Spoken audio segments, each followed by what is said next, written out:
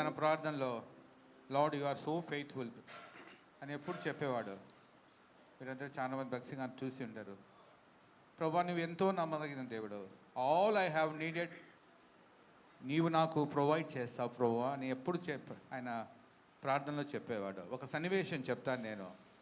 ఆయన తన యొక్క సాక్ష్యంలో ఏం చెప్పాడంటే, తను విన్నిపెగ్లో 1937 దినాల్లో ఉన్నాడు, కెనడాలో విన్నిపెగ్.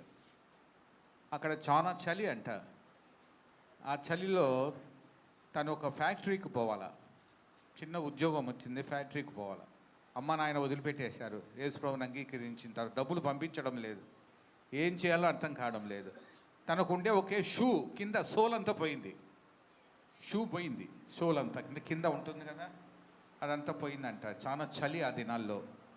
ఆ రోడ్ల మీద పోతా ఉంటే అంత మంచు, చాలా కష్టపడుతున్నాడంట. ప్రభువా నాకు ఈ షూ పోయింది ప్రభువా, దయచేసి ఒక షూ ఈ ప్రభువా అని ప్రార్థన చేస్తూ వచ్చాడంట.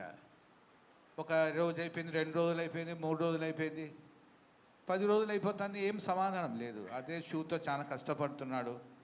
ఇంకా కొద్ది రోజులకు తను ఆ యొక్క పనికి పోలేడు ఫ్యాక్టరీకి, ఎందుకంటే మంచు అంతా రోడ్డు మీద ఉంటుంది. ఆ దినాల్లో తను డబ్బులు లేవు. చూడండి దేవుడు ఎంత ఫెయిత్ఫుల్. నీ ప్రతి అవసరత అని తెలుసు. ఇట్లారా ఆడపిల్లలు మగపిల్లలు ఇక్కడ కూర్చున్నారు. ఈ చిన్న అవసరత ప్రభు తెలుసా? నాకు బట్టలు కావాలని ప్రభు తెలుసా? నాకు ఫలాంది కావాలని నా తండ్రికి తెలుసా అని మీరు అనుకోవచ్చు. కూర్చొని ఉన్నారు.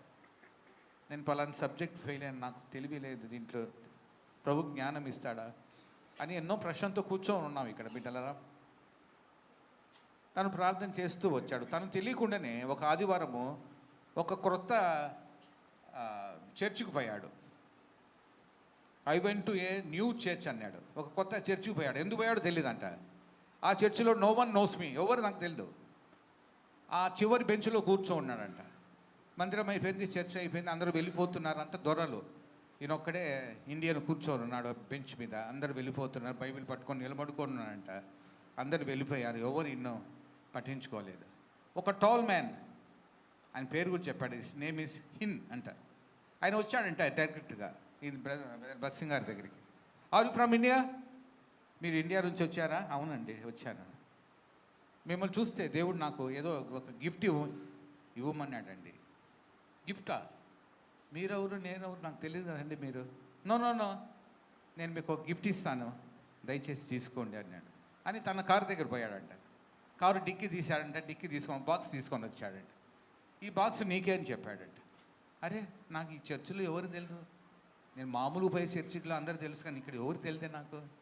ఎందుకు వచ్చాను ఈ చర్చికి? ఈయన ఎవరో టాల్ మ్యాన్ నా దగ్గరకు వచ్చి, ఒక అమెరికన్ నా దగ్గరకు వచ్చి ఏదో గిఫ్ట్ ఇస్తున్నాడే.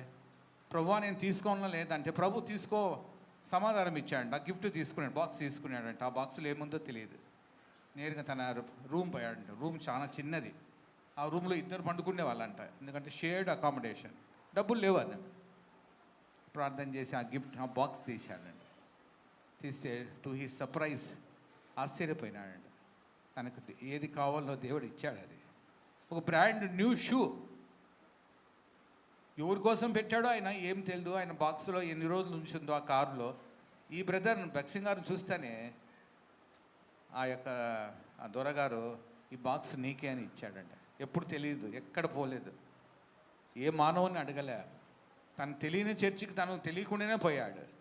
బిడ్లారా, అప్పుడు ప్రభు తనతో మాట్లాడుతున్నాడంట. చూడు బ్రదర్ భక్సింగ్, నా కుమారుడా, ఇంత చిన్న విషయం కూడా నేను I'm so concerned about you.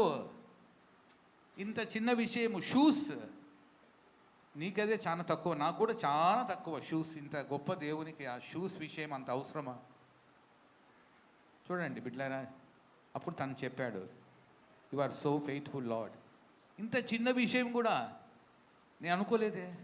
భక్సింగ్ మనం ఇప్పుడు చాలా గొప్ప గొప్ప మా కార్యాలు చేశాడు తర్వాత అంటాం. చిన్న చిన్న దాంట్లోనే భక్సింగ్ గారికి దేవుడు తన యొక్క విశ్వాస్యతను చూపిస్తూ వచ్చాడు. చిన్న విషయాల్లో అనేకసార్లు మనం కూడా దేవుడు ఒకసారి ఏం లేకుండా చేస్తాడు, డబ్బులు లేకుండా చేస్తాడు, ఎవరు నా అని పలికేవాడు లేకుండా చేస్తాడు. బిడ్డారా, ఒకసారి ఏం అర్థం కాదు మనకు. ఏమి ఇట్లా అయిందే మా ఇంట్లో, నాతో ఎవరు పలకరే, నా జీవితం ఎందుకు ఇట్లా అయింది అనిపిస్తుంది. ఎందుకంటే దేవుడు అప్పుడు నీకు సమీపంగా రావాలని. ఈయన దగ్గర డబ్బులు లేవు, ఏమి లేవు. డబ్బులు ఉన్నప్పుడు దేవుడు అని ఏం లేదు. డబ్బులు లేవు, ఏం లేవు. ఎవరి దగ్గర పోవాలో అర్థం కాలేదు. కెనడాలో తెలియని దేశము, అమ్మ నాయన లేరు, ఏం చేయాలని అర్థం కాలేదు. అప్పుడు దేవుడు దిగినాడు. కుమారుడా, నా సేవకు వస్తావా? అంతవరకు సేవకు రావాలంటే నాకు అన్నం ఎట్లా, నా బట్టలు ఎట్లా, నాకు ఎవరు చూస్తారో అని ఎప్పుడు దేవునితో చెప్పేవాడంట. ఎప్పుడు ఈ సంగతి జరిగిందో తన జీవితాన్ని ప్రభుగా అర్పించుకున్నాడు. ప్రభువా, ఇంత చిన్న విషయం కూడా నువ్వు నా మీద పట్టింపు కలిగి ఉన్నావా? బిడ్డారా, ఈరోజు వచ్చిన యవన బిడ్డలు, ఆడపిల్లలు, మగ పిల్లలు, ఏ విషయం భయపడద్దు. యుద్ధం యెహోవాదే, నీ పక్షాన్ని యుద్ధం చేసేవాడు ఆయన. ఏ విషయం బాధపడద్దు. నా విషయం ఎన్నో గొప్ప కార్యాలు చేశాడు. ఇక్కడ కూర్చుండే మిగతా వాళ్ళందరూ ఎన్నో గొప్ప కార్యాలు చేశాడు. మీరు ఇప్పుడు ఇట్లా కూర్చోంటే భక్సింగ్ గారి గురించి సాయంత్రం వరకు చెప్తాను నేను. బిడ్డారా, మన దేవుడు గొప్ప దేవుడు. నువ్వు నమ్మిన దేవుడు. నువ్వు ఈరోజు వచ్చిన దేని గురించి వింటున్నావో నమ్మదగిన దేవుడు ఆయన. ఏ విషయమో నేను వదిలిపెట్టాడు. ఒక భక్తుడు ఏం చెప్పాడంటే, లోకంలో నువ్వే ఉన్నట్లు నిన్ను ప్రేమిస్తాడంట. బా, ఎవరు లేనట్టు ప్రేమిస్తాడంట నిన్ను.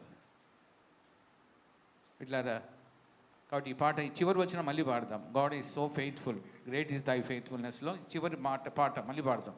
వచనం stanza.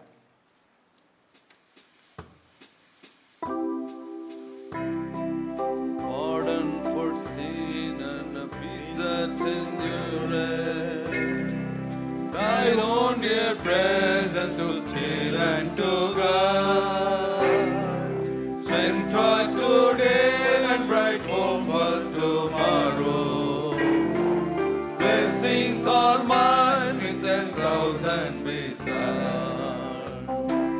Great is thy faithfulness, great is thy faithfulness.